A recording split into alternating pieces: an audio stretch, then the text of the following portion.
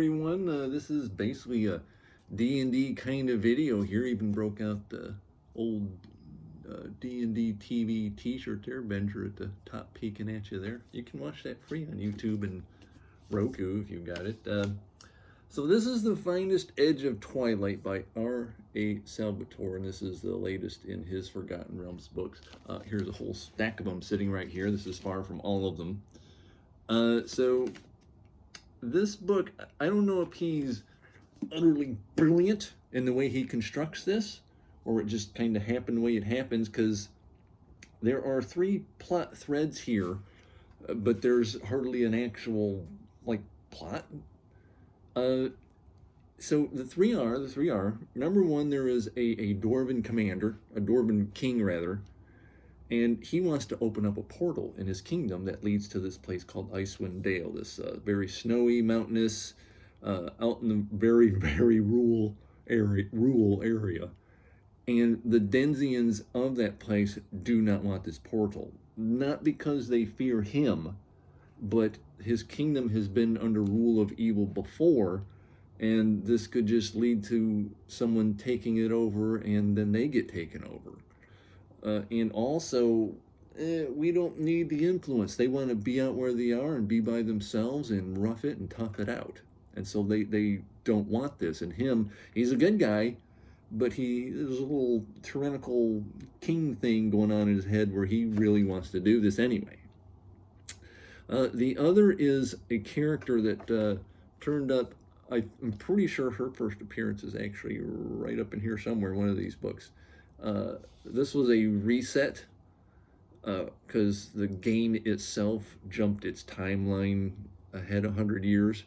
And in this really good book, where all the main characters, one of them, he's long lived anyway, so he just lives it out. And then the rest have to be, how shall I say, reincarnated by their goddess so they can still be their young versions of themselves. So they do go through some major changes. And then we a little dusty.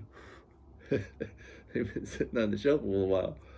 And leading into these adventures here. I actually got tired of this. I think I have these quite in the right order, but somewhere around in here, down in here, boy, did these start getting a little boring, and I skipped a few books, which I wanted to bring this one up because it stars a daughter of two of the main characters from the series, Breezy. And the reason I say the plot is non-existent is because Breezy's attention span is non-existent. We just kind of follow her around from one thing to another. She can't sit still. She wants adventure and action. She has dabbled in wizardry. She has dabbled in the priesthood. She has dabbled. You have monks in Dungeons and Dragons, and she can't just decide on a focus. She can't just do one thing.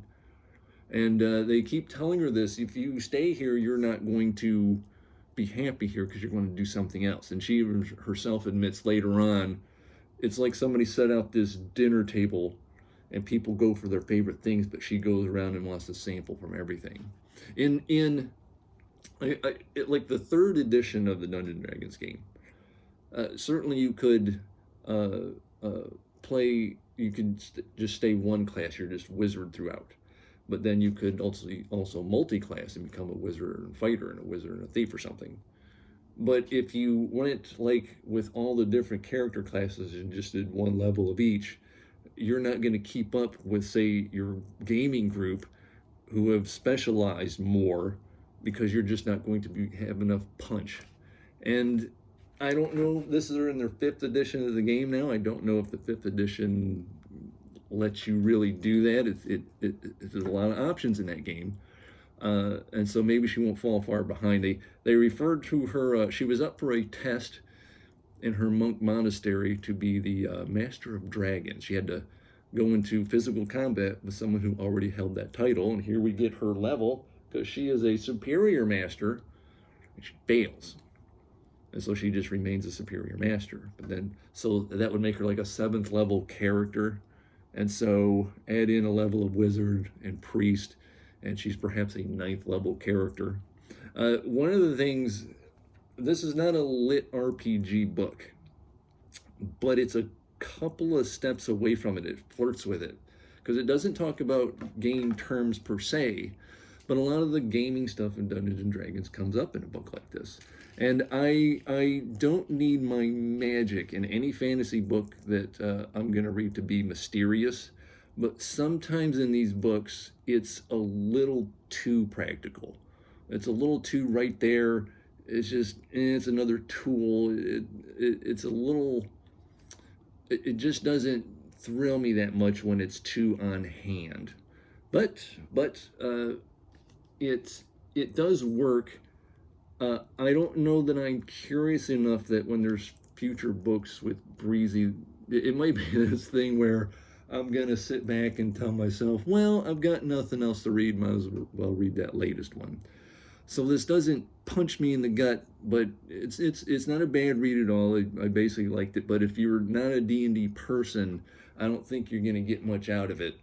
But I think D&D fans might enjoy it. It's not his best, but it was a decent enough read. And I have to say, at the end of this, there is a rather climatic situation. I'm like, oh, damn! Someone lost their life, and I was not expecting this at all. And it's an important one. There's enough character in this, especially from previous books, that when a couple people face up and something bad happens to one of them, oh, really? But I would wonder now, I'm curious enough, is that person going to stay dead? Because, yes, you can resurrect in Dungeons and Dragons. So we'll see maybe we'll see if I really want to get into it. So this is basically a thumbs up book for me. It was decent enough.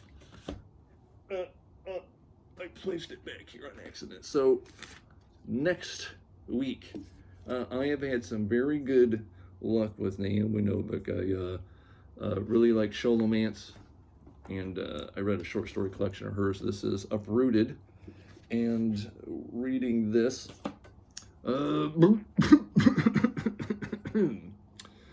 I can't even pronounce that name. What? Okay. Agnieszka. Agnieszka. Loves her valley home in a quiet village, but the corrupted wood stands on the border full of malevolent power, and its shadow lies over her life. Her people rely on the cold-driven wizard known only as the Dragon to keep the wood's dark forces at bay, but he demands a terrible price for his assistance. Every 10 years, one young woman must be handed over to serve him without question. The next choosing is fast approaching, and Agnieszka everyone knows that the dragon will take Cassia, beautiful, graceful, brave Cassia, all the things Agnieszka isn't, and her dearest friend in the world, and there is no way to save her. But when the dragon comes, it's not Cassia he chooses. There's a really good opening page here where it reads with a little bit of, I don't know, it's just funny. So I just read that, oh no, the dreaded dragon takes the girls into his home. Our dragon doesn't eat the girls he takes, no matter what stories they tell outside the valley. We hear them sometimes from travelers passing through. They talk as though we were doing human sacrifice and he were a real dragon. So I don't know if this is going to be a comedy. It almost feels like one as it starts off, but that's what this was an impulse buy because I do like Naomi's work so far. So that is next week. Might do a video tomorrow. A little book tag came up that I was tagged in. But that is it for now. Thank you very much. Have a lovely week.